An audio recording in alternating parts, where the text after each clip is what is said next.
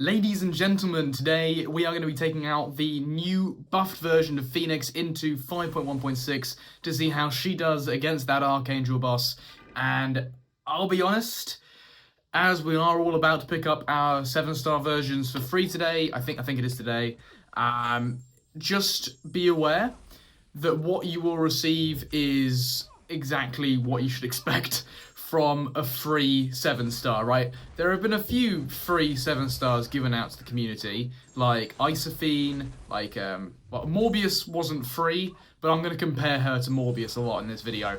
Also, who else free? Yeah, Mr. Sinister, Nightcrawler. I think the exception to that list is Mr. Sinister, because Mr. Sinister is obviously ridiculous, but I'm going to make quite a lengthy comparison today to Morbius and his release, where he is obviously powerful. It's very exciting that we're getting them as 7-stars, and they're good for one very topical use or current use at the moment. In Morbius's case, it was Rintrah, who was doing quite well in Battlegrounds, and in Phoenix's case, it's Arnim Zola, who's doing also very well in Battlegrounds on defense. They both have very current uses, but overall, a very acceptable level of power to be released for free. So this run that I'm doing right now is roided out with attack synergies. I've got White Mags, I've got Mutant synergies, I've got Nick Fury on the team. I didn't kill off Nick Fury, right? I wasn't taking it too seriously, but she's roided out with attack synergies, and this is not the first time me doing this quest. This is about the 3rd or 4th time me actually running through and recording this quest, because every time I did it, I wasn't sure I was maximizing her because of how underwhelming it felt, right?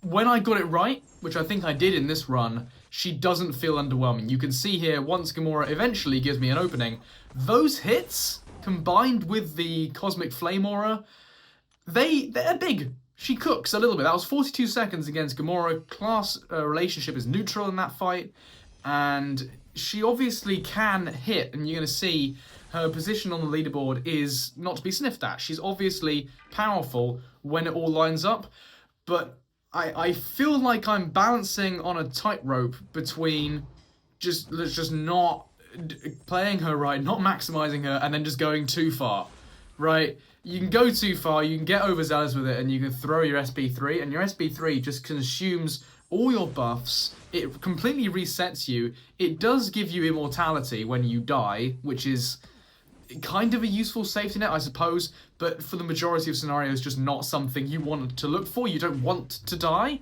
and it gives you some regen, which is nice, but again, you don't want to lose health, so, in matches that are going well, you want to be avoiding that. So you can go too far. You can get overzealous with your power gain and just go, pass SB1 for days. You can see here my power gain going up, and it goes what would have been beyond 3 bars of power had I not spammed my SB2.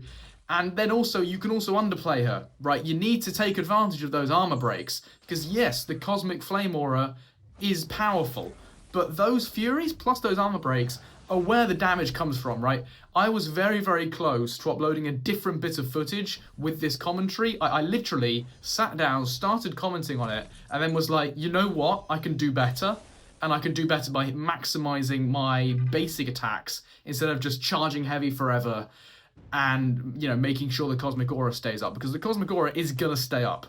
It does in this fight, and if you can get your Cosmic Flames active and charge your heavy and build your Incinerates, they last for a long time. So, that's not a problem. You've got to be staying aggressive while also not throwing too many SP1s. You're going to see, I don't think this Rocket Raccoon fight is going to last long enough, but there will be some fights where I just hold at 1 bar of power and I just don't throw the special attack. And it just feels odd, right? You need to keep track of what you're doing, what phase of your rotation you're in, and what your priorities are. So I suppose it is hard to play, but it's not hard in the same way like Crossbones is hard to play. It's really hard to describe.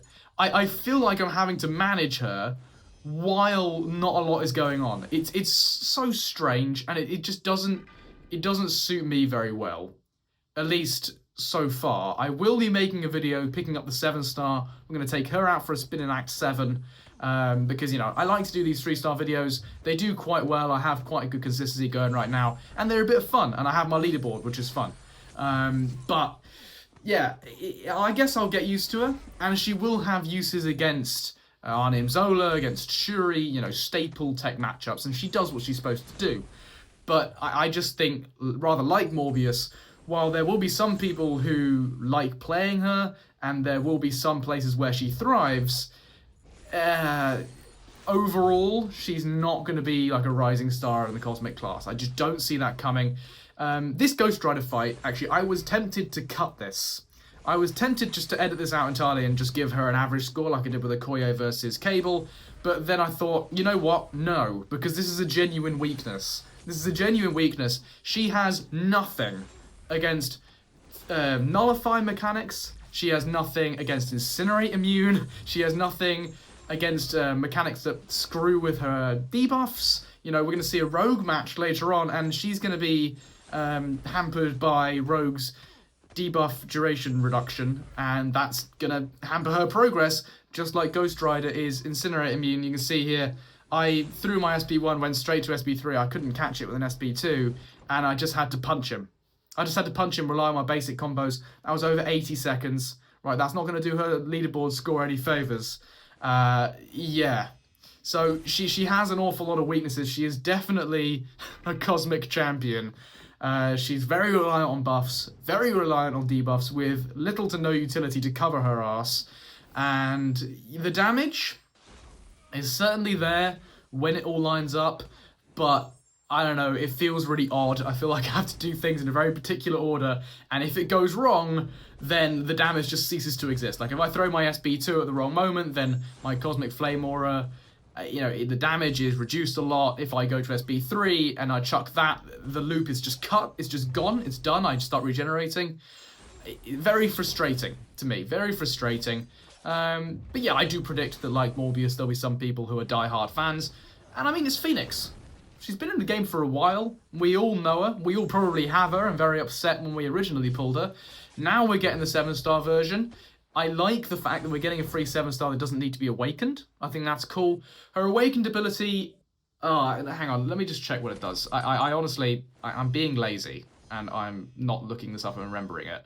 But her awakened ability, where is it? Yeah, it gives her up to a 100% chance to start each fight with that immortality charge. And then for each one of her personal furies, she reduces, the opponent's auto block ability accuracy. So fighting Red Skull becomes a lot smoother. And when Phoenix starts to fight with, 60, 40, or 20%, so, you know, level 1, level 2, and level 3 revive, she gains more health. So that's useful for if she dies in a quest, you revive her. You don't need to put any extra health potions in. The higher your signature level, the more health you will receive. So if I put in a 40% and she's Sig 200, I'm going to have 80%, which is quite nice. I like that, but she doesn't need it at all. It's not necessary. Say I wanted to take her into a Battlegrounds match against Arnim Zola. Nothing about that awakened ability is going to help me, and I suppose that's nice. Even the free-to-play players can get, you know, 90% of this champion's maximum potential just from doing the things they were asked to do over the past few months. And yeah, you can see here, now I have my Cosmic Aura active. Rogue does go down very quickly, but the build-up there, you can see that the Incinerators are falling off, the armor breaks are falling off, and it was a little bit frustrating. But once she gets going, she does hit hard. You can see that against this Cable fight here. I think maybe the AI was a bit stingy, but once it was set up, oh boy, she does hit, especially when you maximize those basic combos. When you maximize those basic combos, champs like Arnim Zola, they are going to cease to exist. Because with those non-contact attacks and you parry, you gain your Phoenix Force charges really, really quickly. You can place lots and lots of Incinerators. You can really get cooking with your Cosmic Flame very, very quickly. Oh my god, that sentence sounded awful. So I just briefly became very self-aware of what I sounded like when I said that, and that was atrocious. It's just brain rot upon MCOC brain rot. It was bad. But anyway, you can see here, Cable is already basically half dead. I haven't finished ramping yet. I still have 3 more Furies to go. Gonna chuck off 1 more SP1 and then get rolling with the SP2s. But we firstly need to drain his power. We drain his power, get smacked in the face, and even though I don't have all my Furies, Cable's at 40%. He chucks off an SB1. Look at this. These combos are hitting for enormous numbers. Those Cosmic Flame bits in red, they're big, and he's dead. He's dead. Right, and there's a lot more in that rotation. There's a lot more damage, a lot of overkill in that fight.